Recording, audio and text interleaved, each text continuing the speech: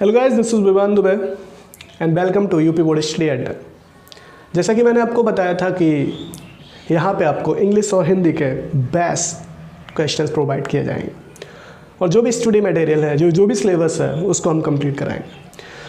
तो in that way अब हम आज लेकर आए हैं आपके लिए हमारी पहली पोएम, जिसका नाम है द ट्रू ब्यूटी।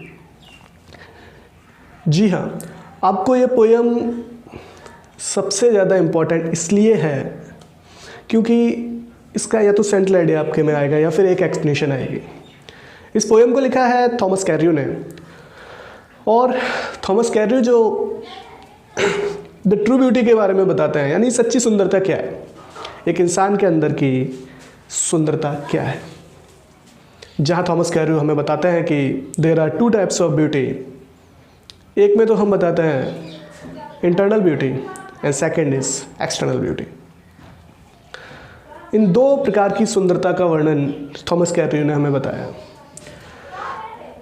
जहाँ तक बात है कि एक्सटर्नल ब्यूटी की, जहाँ एक्सटर्नल ब्यूटी में थॉमस कैरियो ने बताया कि किसी भी इंसान का चेहरा, आँखें, उसके लिप्स, उसके चिक्स या कोई भी चीज़ ऐसी जो कि समय के साथ साथ ख़त्म हो जाएगी। जो एक्सटर्नल ब्यूटी है, जो फिजिकल ब्यूटी है, which is also called physical beauty, जो कि समय के साथ साथ ख़त्म हो जाएगी। ये जो ब्यूटी है वो परमानेंट नहीं है, इट इज़ टेम्परेरी। और थॉमस कैरियो जो दूसरी ब्यूटी के बारे में बात करते हैं, यानी कि इंटरनल ब्यूटी, जो कि स्पिरिचुअल ब्यूटी भी कहते हैं जिसको, और इसमें की बात करेंगे आपके अंदर की क्वालिटीज़ एज मर्सी, सिंपैथी। तो इस प्रकार जो हमारे अंदर की एक गुण हैं, ये कभी समाप्त नहीं होंगे। It will be never be decay bye the passing of time. तो उसी क्रम में जो इस पोएम का जो पहला स्टैंजा है वो आप पढ़ सकते हैं।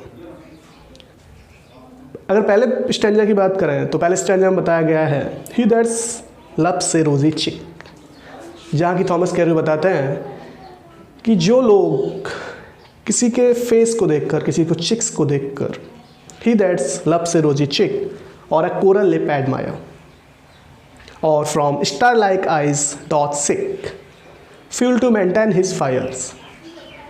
As old time make these decay, so his flame must waste away.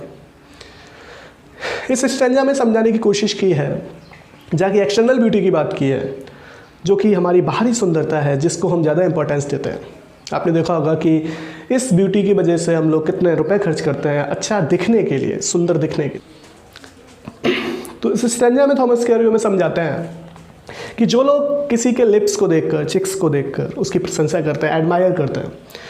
Admire means प्रशंसा करना।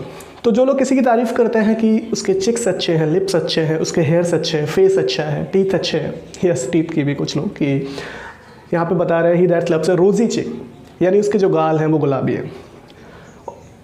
और स्टार लाइक आइज़, तारों जैसी आँखें, आँखों की भी एक उपमा दे दी गई है कि उपमा तारों जैसी आँखें, स्टार लाइक आइज़।